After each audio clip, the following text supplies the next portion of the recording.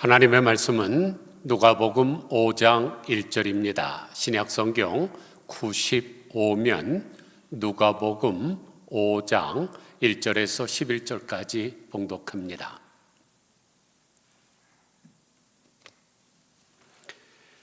무리가 몰려와서 하나님의 말씀을 들을새 예수는 게네사렛 호숫가에 서서 호숫가에 배 두 척이 있는 것을 보시니 어부들은 배에서 나와서 그물을 씻는지라. 예수께서 한 배에 오르시니 그 배는 시몬의 배라. 육지에서 조금 떼기를 청하시고 앉으사 배에서 무리를 가르치시더니 말씀을 마치시고 시몬에게 이르시되 깊은 데로 가서 그물을 내려 고기를 잡으라. 시몬이 대답하여 이르되 선생님, 우리들이 밤이 새도록 수고하였으되 잡은 것이 없지만은 말씀에 의지하여 내가 그물을 내리리다 하고 그렇게 하니 고기를 잡은 것이 심히 많아 그물이 찢어지는지라. 이에 다른 배에 있는 동무들에게 손짓하여 와서 도와달라 하니 그들이 와서 두 배의 채움에 잠기게 되었더라. 시몬 베드로가 이를 보고 예수의 무릎 아래 엎드려 이르되 주여, 나를 떠나소서, 나는 죄인이로소이다 하니 이는 자기 및 자기와 함께 있는 모든 사람이 고기 잡힌 것으로 말미암아 놀라고 세베대의 아들로서 시몬의 동업자인 야고보와 요한도 놀랐습니다. 예수께서 시몬에게 이르시되 무서워하지 말라. 이제 후로는 내가 사람을 취하리라 하시니 그들이 배들을 육지에 대고 모든 것을 버려두고 예수를 따르니라. 아멘. 상대성 이론으로 유명한 알버트 아인슈타인 박사는 세계적으로 유명한 공과대학인 쥬리 대학교에서 박사학위를 받은 천재입니다. 그리고 세계 역사상 가장 위대한 물리학자 중에 한 분이죠. 그런데 이 아인슈타인 박사가 어느 날 이웃집으로부터 식사 초대를 받았습니다. 그래서 그 초대에 응해서 그 집에 가봤더니 어린 소녀가 있습니다. 중학생 딸인데 아인슈타인 박사에게 묻지요. 할아버지는 무엇하는 사람이에요? 그 소녀는 세계적인 물리학자인 아인슈타인 박사를 잘 몰랐던 것 같습니다. 그러자 백발성성한 아인슈타인 박사가 나는 물리학을 공부하고 있단다 라고 대답을 했습니다. 그랬더니 그 소녀가 깜짝 놀라갖고 할아버지 아직도 물리학을 공부하세요? 나는 작년에 끝냈는데. 사랑하는 성도 여러분, 세계적인 물리학자가 말하는 물리학과 중학교를 갓 졸업한 학생이 공부한 물리학과는 같은 말이지만 용어는 같지만 그 수준은 하늘과 땅의 차이일 것입니다. 수학도 마찬가지죠. 지금 초등학교 1학년에 들어가서 더하기를 배운 아이도 수학을 공부한 것입니다. 그러나 대학에서 미적분을 가리키는 교수가 사용하는 수학이라는 개념은 차이가 엄청나게 다릅니다. 영문학도 마찬가지죠. 우리가 사랑하던 고 노재민 장로님은 대학교에서 영문학을 가르치던 교수였습니다. 그래서 셰익스피어가 쓴 작품들을 원서로 줄줄줄줄 읽는데 어떤 초등학교 학생이 학교에 들어가서 I'm a boy 이걸 배웠다 그래서 수준이 똑같은 게 아니지 않습니까? 세상에 있는 모든 것들이 다 마찬가지입니다. 그렇다면 신학과 신앙도 마찬가지일 것입니다.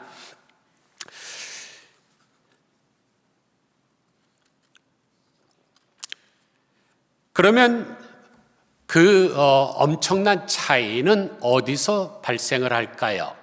얼마나 생각하며 살았느냐에 따라 다르죠. 그래서 히브리서 3장 1절을 보면 그러므로 함께 하늘의 부르심을 받은 거룩한 형제들아 우리가 믿는 도리의 사도이시며 대제사장이신 예수를 어떻게 하라고요? 깊이 생각하라. 우리가 세상에서 성공하느냐 실패하느냐 또는 행복하느냐 불행하느냐, 건강하느냐 건강치 못하느냐, 이 모든 분기점의 차이에는 생각을 얼마나 하고 사느냐에 따릅니다. 사업을 할 때도 생각을 많이 하고 한 사람과 생각 없이 그냥 덤벅 다른 사람의 소문을 듣고 덤벼들었다 망하는 사람과는 차이가 있습니다. 그러므로 우리는 신앙생활을 수박 겉핥기식으로 해서는 안 되고 아인슈타인 박사처럼 신학 박사가 되려고 하는 마음으로 신앙생활을 해야 됩니다. 오늘 본문은 예수님께서 게네사렛 호숫가에서 베드로와 야고보와 안드레와 요한을 부르시는 장면입니다.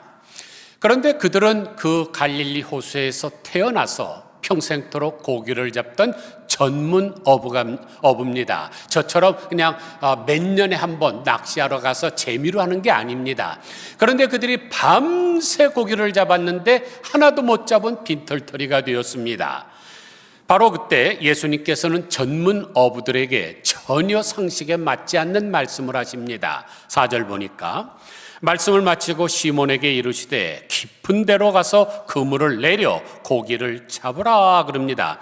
여기 깊은 데로라는 단어가 헬라어로 바토스인데 바닥이 보이지 않는 시면이라는 뜻입니다. 그러니까 아주 깊은 곳에 가서 던지라는 말씀이죠. 그런데 5절을 보니까 시몬이 대답하여 이르되 선생님 우리들이 밤이 새도록 수고하였으되 잡은 것이 없지만은 이라 그랬으니까 밤이 새고 아침이 왔던 시각이죠. 그런데 아침은 사람도 마찬가지고 모든 식물들, 동물들이 다 식사하는 시간입니다. 그래서 깊은 곳에서 숨어서 잠을 잤던 물고기들이 이제 먹이를 찾아서 얕은 곳으로 나와야 되는 그런 시각입니다. 그런데 예수님은 그런 상식을 깨고 깊은 데로 가서 그물을 던지라고 하셨습니다. 여러분 한번 생각해 보세요. 이렇게 성경을 읽을 때도 좀 생각하면서 하셔야 돼요. 요즘은 정말로 좋은 그물들이 많지 않습니까? 요새는 나일론으로 만들고 폴리에스텔 등등을 해서 양 길이가 막 2km 되는 이런 것도 있지만 당시에는 그런 기술이 없었죠. 그냥 삼나무에서 실을 뽑아서 만든 거기 때문에 어느 정도 지나가다 보면 찢어지고 그럽니다. 그 다음에 또 그렇게 큰 것을 만들 수도 없는 때였습니다. 그런데 깊은 곳에 가서 그물을 던지라? 말이 안 되는 거죠. 그러므로 예수님께서 하시는 말씀은 너희가 지금까지 익숙한 환경과 관습을 벗어라는 말씀입니다. 그런데 성경은 오고 오는 세대의 진리의 말씀이죠.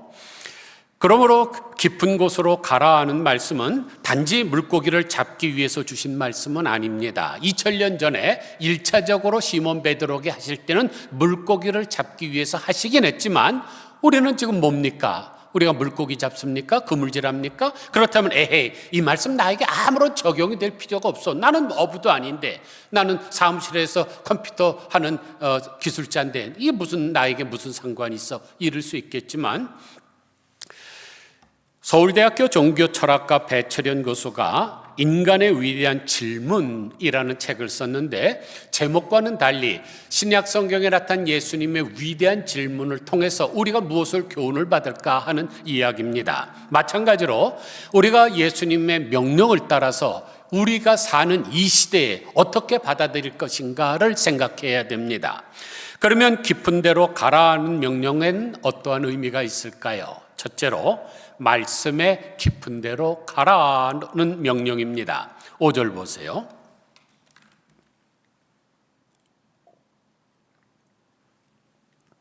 시몬이 대답하여 이르되 선생님 우리들이 밤이 새도록 수고하였으되 잡은 것이 없지만은 말씀에 의지하여 내가 그물을 내리리이다 하고 여기 말씀에 의지한다는 말씀은 말씀을 전적으로 순종하겠다는 것이죠. 베드로는 지금 예수님의 그 말씀에 신적인 능력이 있다는 것을 깨달았습니다. 그래서 즉각적으로 행동에 옮겼습니다. 그러자 평생 한 번도 경험해보지 못한 놀라운 이적을 체험하게 된 것이죠. 6절 보세요. 그렇게 하니 고기를 잡은 것이 심히 많아 그물이 찢어지는지라. 이에 다른 배에 있는 동무들에게 손짓하여 와서 도와달라 하니 그들이 와서 2배의 채움에 잠기게 되었더라. 이처럼 예수님이 주시는 명령에 즉각적으로 순종하는 사람에게만 기적이 일어납니다. 그러므로 믿음도 중요하고 회개도 중요하고 기도도 중요하지만 가장 중요한 덕목은 하나님의 말씀에 순종하고 따르는 것입니다. 창세기 26장 4절을 보면 내 자손을 하늘의 별과 같이 번성하게 하며 이 모든 땅을 내 자손에게 주리니 내 자손으로 말미암아 천하 만민이 복을 받으리라. 이는 왜냐하면 아브라함이 내 말을 순종하고 내 명령과 내 계명과 내 율례와 내 법도를 지켰음이라. 어떻게 아브라함이 그 놀라운 복을 받게 되었습니까? 왜냐하면 하나님의 말씀에 순종하고 하나님의 명령과 계명과 율례와 법도를 지켰기 때문입니다. 그래서 성경은 여호수아서 1장 8절을 통해서 총정리해 줍니다. 이 율법책을 주야로 지켜 행하라. 그리하면 내 길이 형통하리라. 하나님의 말씀은 이론이 아닙니다. 실천의 가치가 있습니다. 그래서 창세기 1장에서 천하 만물을 창조하실 때도 말씀으로 했는데 그 말씀대로 되었습니다. 김정주 씨가 쓴 안녕 기독교에 나오는 내용입니다. 말씀 앞에 서면 일상적인 삶이 특별해지기도 하고 유혹 앞에서 하나님과 동행하는 유익을 누리게 됩니다. 하지만 하나님의 임재를 벗어난 일상은 우리를 한없는 타락으로 내몰기도 합니다. 분명한 것은 하나님 앞에 서서 말씀을 깊이 대하는 삶에 유익이 있다는 것입니다. 여러분 가만히 생각해 보세요. 성경에는 아담과 예수님을 비교하는 장면이 많이 나옵니다. 제1아담, 제2아담 이렇죠. 제1아담 시대 때 어땠습니까? 하나님께서 세상의 모든 것을 창조하고 보시기에 좋았더라. 그건 완벽하다는 뜻입니다. 그런데 거기에 동산을 창설하시고 에덴이라고 붙였습니다. 에덴은 환희라는 뜻이죠. 기쁨이 충만한 곳. 그런데 그곳에 살던 아담이 타락해서 실락원하지 않았습니까? 왜냐하면 하나님의 말씀에 대한 묵상이 없었기 때문입니다. 그런데 예수님 때는 어땠어요? 정말로 결핍했죠. 광야에서 아무것도 없어서 40일이나 금식하고 지금 사람이 생사가 왔다 갔다 할 그런 아주 참혹한 형편이지만 예수님은 계속 하나님의 말씀을 묵상했습니다. 그래서 사탄이 나타나서 3가지 시험을 할 때도 하나님의 말씀으로 물리치지 않았습니까? 이 차이입니다. 우리가 이 세상을 살아갈 때 하나님의 말씀은 살았고 운동력이 있어서 지금도 역사하는데 그것을 시편 1편 2절에 나오는 말씀처럼 복 있는 사람은 하나님의 율법을 주야로 묵상을 해야 되는데 이걸 하지 않으니까 그것이 나의 능력이 되지 않고 사탄이 유혹할 때도 금방 넘어지고 마는 것입니다. 말씀을 묵상할 때 하나님이 우리 안에 임재하십니다. 말씀을 깊이 묵상할 때 하나님의 임재는 우리의 일상을 특별하게 만들어줍니다. 왜냐하면 하나님의 능력이 나타나기 때문이죠. 그래서 매일매일 하나님의 말씀을 묵상하게 될 때 이적이 일어나는 것입니다. 둘째로 신앙 고백의 깊은 데로 가라는 명령입니다. 8절 보세요. 시몬 베드로가 이를 보고 예수의 무릎 아래 엎드려 이르되 주여 나를 떠나소서 나는 죄인이로소이다. 여기 죄인이라 그럴 때 죄가 헬라어로 하말띠아입니다. 그런데 이 하말띠아는 관역에서 벗어났다는 뜻입니다. 여러분 길거리 가다 타겟을 보시면 이 생각을 하셔야 돼요. 여러분 타겟에 가면 이 둥그런 거 안에 또 둥그런 것에서 관역 아닙니까? 아, 저게 바로 죄구나. 하나님이 우리에게 주신 목표와 목적이 있습니다. 그런데 거기서 빗나가는 것을 죄라 그러는 거죠. 그러므로 죄인이라는 뜻은 나는 하나님의 뜻에 일치하지 못했다, 벗어났다는 뜻입니다.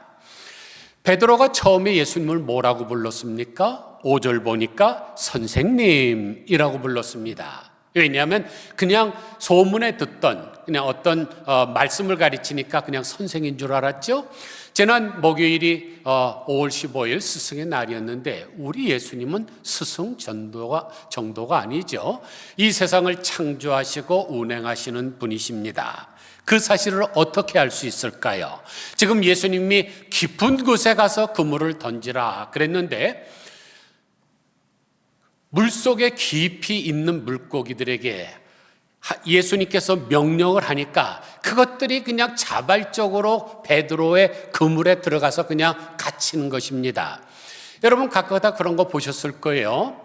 알프스 산맥에서 방목하는 양들에게 그 목자가 휙 하면 그냥 걔네들이 그냥 저절로 다 와서 자기네 발로 우리로 쑥 들어가지 않습니까? 왜냐하면 그분이 주인이기 때문입니다. 마찬가지로 우리 예수님은 물고기조차도 명령하면 순종하게 하는 전능자이십니다. 그래서 베드로는 예수님에게 신적 권위가 있다는 사실을 깨닫고 선생에서 주여로 바뀌면서 자신은 초라한 죄인에 불과하다는 사실을 고백하게 된 것입니다. 그래서 예수님의 무릎 아래 엎드렸는데 사람이 다른 사람 무릎에 앞에 엎드린다는 말은 굉장히 존경할 때 하는 거죠. 그래서 부모님이나 스승에게 절할 때 그렇게 무릎을 꿇지요. 더 나아가서 항복한다는 뜻입니다. 적군이 다른 사람에게 항복을 하게 되면 손을 번쩍 들고 무릎을 꿇는데 천부에 의지없어서 내가 손 들고 옵니다. 그런 모습이죠. 한 발자국 더 나가면 기도하는 모습입니다. 열왕기상 8장 54절을 보니까 솔로몬이 무릎을 꿇고 손을 펴서 하늘을 향하여 이 기도와 간구로 여호와께 아뢰기를 마치고 그랬습니다. 베드로가 예수님의 발 아래 무릎을 꿇은 것은 이 세 가지가 다 들어간 것으로 생각하시면 됩니다. 물속에 있는 물고기를 자기 손에 있는 손끝 보듯이 뻔하게 보시는 하나님, 그 하나님 앞에 자신의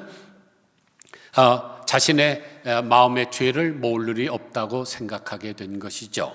그러므로 죄인인 우리도 날마다 부인하고 주님을 높이는 신앙 고백의 깊은 데로 나아가야 됩니다.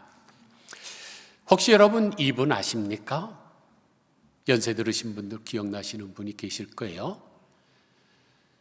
대머리니까 동성제약에서 만드는 발모제 판매하는 모델이 아닙니다. 이분은 전직 영국의 국방부 장관이죠.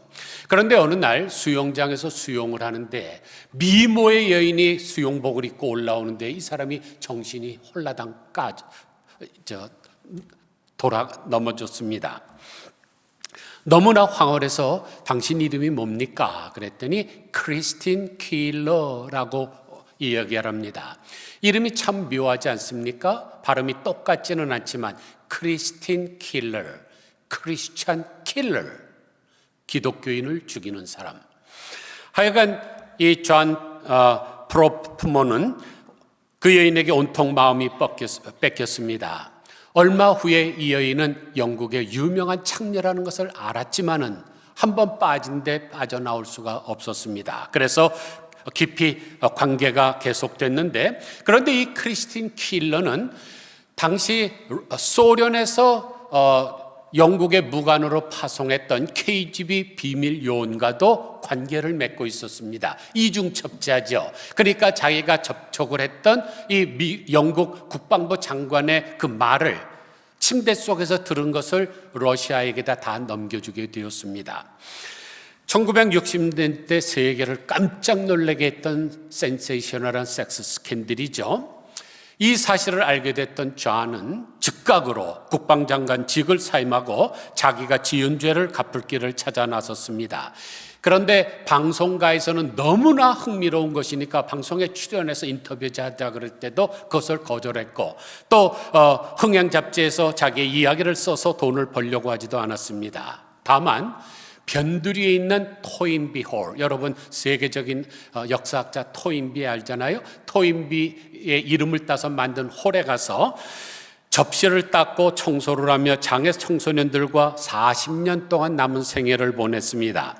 그는 죽을 때까지 구호기관에 허접스러운 일을 하며 자신이 지은 죄에 대한 책임을 지려고 했습니다. 그러자 영국 사람들은 더 이상 매국노라고 손가락질하지 않았습니다. 이처럼 죄에 대한 첫 번째 단계는 존처럼 그 죄에 대한 책임감이고, 둘째는 베드로처럼 나는 죄인이라고 선포할 수 있는 용기입니다. 여러분들은 신앙생활하면서 목사님들을 통해서 평양 대부흥 운동이라는 말을 많이 들어보셨을 거예요. 1907년 평양에서 시작된 이 부흥 운동이 한반도 전체로 퍼져나가서 우리 한국이 역사 이래로 가장 빨리 기독교가 전파된 나라가 되었죠.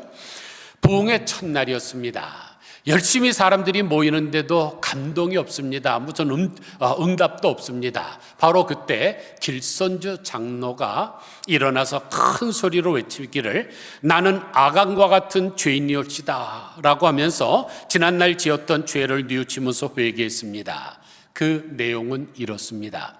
자기의 친한 친구가 있는데 굉장히 갑부였습니다. 근데 믿을 만한 사람이 없으니까 자기가 죽어가면서 그 유산을 여보게 이 재산을 잘 좀 관리를 해주게. 왜냐하면 자기 부인도 살아있고 자기 자식들도 살아있으니까요. 그런데 길선주 장로가 그것을 홀랑 먹어버렸습니다. 그런데 기도하는 중에 성령님이 임하자 나는 하나님을 속였고 내 친구와 그의 부인을 속인 도둑놈입니다. 내일 아침 일찍이 그 돈을 부인에게 돌려주겠습니다 라고 모든 사람이 보는 앞에서 고백을 했습니다. 그 이야기를 들으니까 또 사람들이 나서서 나도 죄인입니다. 나도 죄인입니다. 이렇게 된 거죠. 그런데 부흥의 셋째 날 평양 영문 앞에 사는 방은덕 이라는 사람이 참석을 했는데 그는 당시 순포였습니다. 지금의 경찰을 당시에는 순포라고 불렀는데 이 사람이 생각할 때 많은 사람들이 모였다. 그런데 이 사람이 일어나서 나는 이러이러한 죄를 졌습니다. 나는 이러이러한 죄를 졌습니다. 그러니까 잘 듣고 있다 저놈을 잡아야지. 그래갖고 나는 실적을 올려야지. 이렇게 생각하고 참석한 것입니다. 그런데 설교가 시작되고 장내가 고요해지는데 강단 위에 이상한 빛이 조용하게 내리 비쳤습니다. 설교자는 지옥을 취하랴 천당을 취하랴 라는 제목으로 물질을 도둑한 사람은 잡을 수 있지만 마음에 도사리고 있는 죄는 다스릴 수 없다고 하면서 죄 있는 마음은 지옥이요 죄를 회개한 마음은 천당이라고 했습니다. 이 말이 방은덕의 마음을 콱 찔렀습니다. 죄 있는 마음은 지옥이구나. 그래갖고 꼬꾸라졌는데 정신을 차리고 나서 이 죄인도 용서받을 수 있습니까? 저는 천당에 와서 죄인을 잡으러 했던 방순포 죄인입니다. 어찌하오리까? 라고 하면서 대성통곡을 했습니다. 그리고 자기가 차고 있던 긴 칼을 집어던지고 자기의 고향인 맹산으로 돌아가서 맹산교회를 설립을 했습니다. 이처럼 죄의 고백이 있는 사람을 하나님이 크게 쓰시는 것이죠. 셋째로 결단의 깊은 데로 가라는 명령입니다. 11절 보세요. 그들이 베드로를 육지에 대고 모든 것을 버려두고 예수를 따르니라. 여기서 따르니라 하는 단어가 에콜루테산인데 개나리 벗집 메고 그냥 덜렁덜렁 따라가는 게 아니죠. 바짝 쫓아서 목숨을 걸고 예수님을 따라가는 모습입니다. 예수님이 어떤 분인가를 알고 이제 나는 또 어떤 사람인가를 알고 나니까 이제 예수님에게 자기의 전생애를 바쳐서 따라가기 시작을 한 것입니다. 오늘 보면 11절을 보면 그들이 모든 것을 버려두고 예수를 따르니라 그랬는데 마가복음 1장 16절에서는 갈릴리 해변으로 지나가시다가 시몬과 그 형제 안드레가 바다에 금을 던지는 것을 보시니 그들은 어부라. 예수께서 이르시되 나를 따라오라. 내가 너희로 사람을 낚는 어부가 되게 하리라 하시니 곧 그물을 버려두고 따르니라. 마가복음 1장 19절에서는 조금 더 가시다가 세베대의 아들 야고보와 그 형제 요한을 보시니 그들도 배에 있어 그물을 깁는데 곧 부르시니 그 아버지 세베대를 품꾼들과 함께 배에 버려두고 예수를 따라가니라 그랬습니다. 그들이 배와 그물을 버렸다는 것은 뭘까요? 생계의 수단을 다 버렸다는 얘기죠. 어부에게 있어서 이 배와 그물은 전 재산입니다. 가장 중요한 것입니다. 그것을 다 버렸다는 것이고, 아버지를 또 버렸다는 얘기는 인간관계, 인정 이런 것까지도 다 포기했다는 것이죠. 그런데 이런 일이 쉽습니까? 어렵습니다. 그러니 그들의 결단이 얼마나 위대합니까? 자신에게 가장 소중했던 그물과 배, 아버지를 버리고 쫓았던 것처럼 우리도 주님을 따를 때 우리의 소중한 것, 포기할 줄 아는 그런 결단이 있어야 됩니다. 이것저것 다 붙잡고 못 따라갑니다. 자기 십자가를 지고 가라 그랬지, 왼손에 금덩어리, 오른손에 여러분이 좋아하는 은행 예금 통장 가지고 못 따라갑니다. 사도 바울처럼 자신의 모든 것을 배설물로 여기고 오직 예수 그리스도를 분깃으로 여기면서 따라가야 됩니다. 중국 선교의 아버지라고 불리는 허드슨 테일러에게 어떤 중국인이 찾아와서 물었습니다. 저는 기독교인이 되기로 결심했습니다. 그런데 기독교인이 되려면 성경을 어느 정도 알고 있어야 합니까? 교회는 몇 년이나 다녀야 구원을 받습니까? 허드슨 테일러가 그의 영혼을 보니까 너무너무 기특합니다. 와서 자기가 예수님을 따르기로 결단하고 이렇게 어떻게 해야 내가 구원을 받느냐 물으니까요.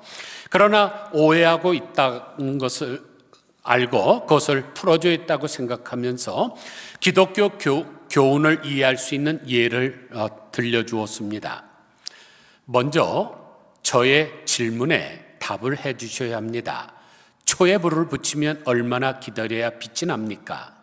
그러자 그 중국인이 묻습니다. 도대체 그게 무슨 말씀입니까? 초에 불을 붙이면 바로 빛이 나오지 않습니까? 당황한 중국인을 바라보면서 허드슨 테일러가 계속 말합니다. 네, 잘 알고 계시군요. 구원도 이와 같습니다. 성경을 아는 것도 중요하고 교회 생활을 오래 하는 것도 중요하지만 그런 것은 꼭 필요한 것이 아닙니다. 하나님을 받아들이는 그 순간 구원을 받습니다. 초에 불을 붙이고 기다려야 할 필요가 없듯이 구원 또한 예수를 믿기만 하면 받습니다. 그 말을 듣고 이 중국인이 기쁨이 충만해서 즉시로 동네에 들어가서 사람들에게 복음을 전파했다 그럽니다. 사랑하는 성도 여러분, 믿기로 뜻을 정했으면 즉시로 해야 되지, 한참 있다가 내가 돈 좀 많이 벌면요, 내가 무슨 조건이 구성이 되면 그때 뭘 하지요. 그건 잘못된 생각입니다. 결단이 없으면 꿈은 이루어지지 않습니다. 결단하지 않으면 목표를 이룰 수가 없습니다. 한 예를 들죠. 여러분 잘 아시는 해밍웨이가 쓴 바다와 노인, 정말로 유명한 작품이죠. 노벨 문학상을 받은 작품이니까요. 그런데 주인공 이 산티아고라고 하는 어부는 청새치를 잡기 위해서 사투를 벌이는 내용입니다. 산티아고는 비록 가난하고 늙었지만 쿠바의 유능한 어부입니다. 죽기 전에 꼭 하고 싶었던 것이 하나 있습니다. 어부들에게 전설과 같이 내려오는 이 스트라이프드 말린, 이 청새치를 한번 잡고 죽는 것입니다. 그래서 깊은 바다로 나가죠. 하루 나가고 두 번째 나가고 84일이 됐는데도 못 잡았습니다. 그러자 동네 사람들, 특별히 젊은 어부들이 조롱하면서 놀리지요. 저 늙은이가 뭘 할 수 있겠다고 그 청새치를 잡겠다 그래. 그런데 마침내 잡았습니다. 왜냐하면 목표를 정하고 결단했기 때문입니다. 세상에는 두 종류의 사람의 유형이 있습니다. 탁상에서 꿈을 꾸는 드리머랑 행동으로 옮기는 실천가 doer입니다. 언제나 미래를 바라보고 환상 속에서 꿈만 꾸는 자가 있고 무엇이든지 긍정의 마음을 가지고 결단하고 행동으로 옮기는 실천가가 있습니다. 사랑하는 성도 여러분, 여러분은 어떤 부류의 사람이십니까? 꿈만 꾸는 사람은 잘못하면 개꿈을 꿀 수 있습니다. 그러나 성공하는 사람은 꿈을 꾸는 사람이 아니라 그 꿈을 행동으로 옮기는 사람입니다. 그러므로 자기의 지식과 경험에 의지하는 것은 얕은 물가에 있는 것과 같습니다. 그러나 얕은 물가에서는 조개는 잡을 줄 모르지만 거대한 것은 안 잡힙니다. 기적은 자기의 생각을 버리고 전적으로 예수님의 말씀에 의지해서 깊은 곳으로 나아갈 때 일어납니다. 예수님께서 말씀하십니다. 깊은 데로 가서 그물을 내리라. 그런데 우리들의 모습은 어떠하십니까? 지금 얕은 물가에서 땅 짚고 헤엄치고 있지 않습니까? 내가 지금까지 살아온 그게 너무나 익숙하니까. 얕은 물가에서 공놀이하면서 희희낙낙하지는 않는지요. 그러나 얕은 곳에서는 절대로 기적은 일어나지 않습니다. 아무쪼록 말씀을 묵상하고 의지함으로 깊은 데로 나아가시고, 죄를 발견하고 회개의 고백에 이르는 깊은 데로 나아가시고, 결단하며 사명의 깊은 데로 나아가심으로 기적을 체험하는 우리 모두 다 되시기를 주님의 이름으로 간절히 축원드립니다. 기도하겠습니다. 하나님 아버지, 저희가 신앙생활 하면서 수십 번도 더 들었던 말씀인 줄 압니다. 예수님께서 목수이시면서 전문 어부에게 깊은 데서 가서 그물을 내리라. 보통 사람 같으면은 화를 내고 네가 뭐를 아는데 그랬을 터이지만은, 우리가 밤새 수고했으나 아무것도 잡은 것이 없지만은 말씀에 의지하여 내가 순종하리이다 라는 결단이 있었을 때 2배가 가득 차는 놀라운 기적을 체험한 것과 마찬가지로, 하나님 먼저 저희가 말씀에 의지하여 주님을 따라가는 그런 삶을 살게 하여 주시기를 원합니다. 또한 우리가 예수님을 그냥 4대 성인 정도로 알았지만, 깊은 호수 안에 있는 물고기들이 예수님의 휘바람 소리 하나에 쩌르륵 몰려서 베드로의 그물로 다 자기들이 집합하는 것을 보고, 베드로도 예수님에게 신적 능력이 있었다는 것을 깨달아 선생이라는 호칭에서 주여라는 칭호로 바뀐 것과 마찬가지로, 하나님 아버지, 우리도 주님 앞에 무릎을 꿇게 하여 주시고 항복하게 하시고 간절히 기도하게 하시고 주님만을 의지하게 하여 주시옵소서. 또한 하나님 아버지, 우리가 말씀을 들으면 결단하고 즉시로 나아가는 순종이 있어야 될 줄 압니다.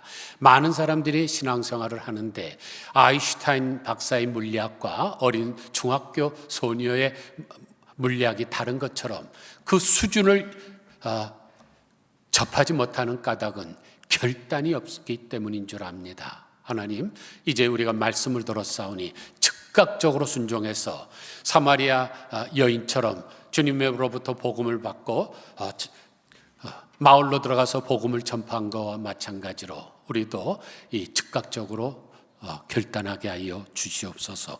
예수 그리스도의 거룩하신 이름으로 간절히 기도드리옵나이다. 아멘.